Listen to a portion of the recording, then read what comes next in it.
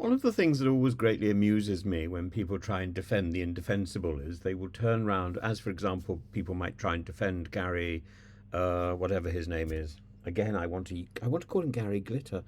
It's so awful. I mean, do you want to be in my gang? That's not the gang he belongs to. The gang he's talking about is the royal family and Goldsmith.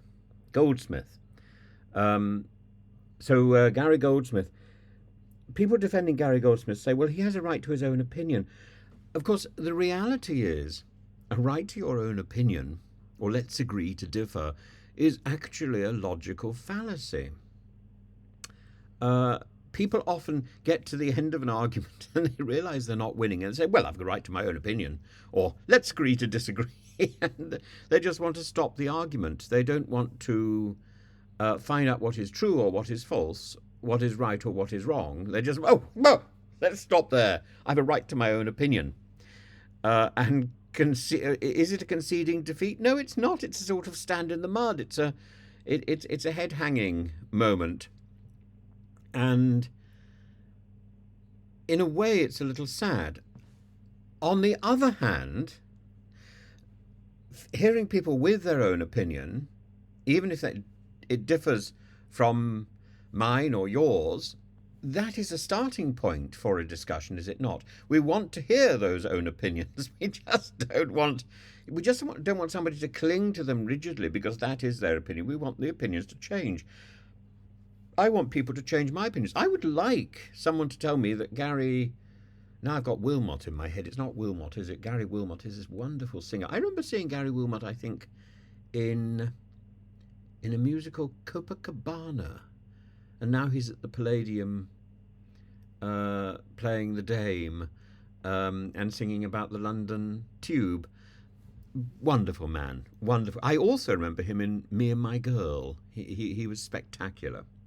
But Gary, yeah, I would like Gary to convince me that he's a good thing. Everybody is entitled to a second chance, a third chance, a fourth chance, as many chances as they need until they get it right. Even Mr. Putin. Even Mr. Putin is entitled to a second, third, fourth chance. But, just you think of that parable of the prodigal son. The prodigal son, it's the son who's been there all the time who resents the fact that at the last minute the aberrant child comes back and his father kills the fatted calf and celebrates. Of course he celebrates. It doesn't matter when the child comes back. It's the fact that he comes back. And yes, of course, the one who's always been loyal, the one who's always been faithful, resents it. In the same way, I can absolutely imagine the king being overjoyed to see his youngest son. I can absolutely imagine it. The king is a man with an extraordinarily warm and big, open heart. And I would love to see Prince Harry back.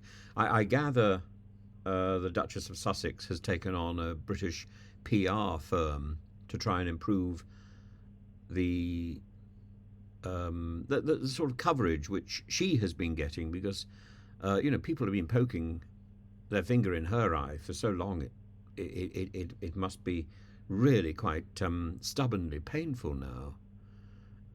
And it's time people pulled back. It's time people gave these two individuals room to breathe and gave Harry a hug and just found a way to accommodate the differences.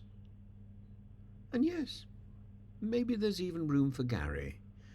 But